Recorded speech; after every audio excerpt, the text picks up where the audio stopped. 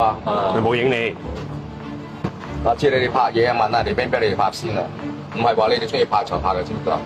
我拍嘢係我哋唔私人嘅嘢㗎你攞翻嘛。出去，譬如拍唔關我事，你唔能夠喺我呢度拍嘅。你問我哋俾唔俾你拍先，知唔知道啊？啊，我話你中意拍就拍嘅，你食嘢嗰陣啊，我話俾你聽。咁我食嘢嗰時我做咩係我自己嘅嘢㗎嘛？唔係㗎，唔係㗎，我又冇做過，唔係㗎，你冇阻你乜嘢。攞翻去拍，我唔理你。你而家唔好影住啦，出嚟都影啊！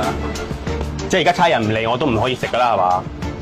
你可以食，唔好影住咯，冇話俾你食啊，你唔好影住咯。我而家俾錢你，我食嘢，我講嘢唔得啊！你唔好影住咯。我哋食嘢啫嘛，拍嘢。而家咩時代啊？個個都拍嘢㗎啦，真係唔好食啦嚇！我哋走啦，不如。回下你條片先啊！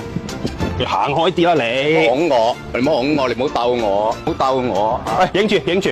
哇！你咁樣就唔啱。喂，而家食完嘢，我俾埋錢，你唔俾人走啊？有冇搞錯啊？我而家做過咩事先？嚟啊嘛！差人嚟咩啫？手機都係你嘅問題，我等差人嚟。咁你頭先企喺度攔住人哋走就離晒大譜啦！我俾錢食嘢，你攔住我唔俾我走啊！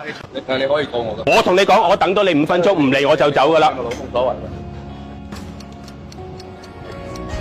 咪就係因為香港有呢啲咁嘅餐廳，搞到好多遊客嚟完一次，唔想再嚟第二次，搞到香港啲鋪頭啊少咗好多旅客幫襯，生意越嚟越難做。其實呢，有呢種態度嘅店呢，都係只係少部分嘅啫。有啲想嚟香港玩嘅朋友仔啊，唔使驚，香港仲有好多好食、服務又好嘅餐廳嘅。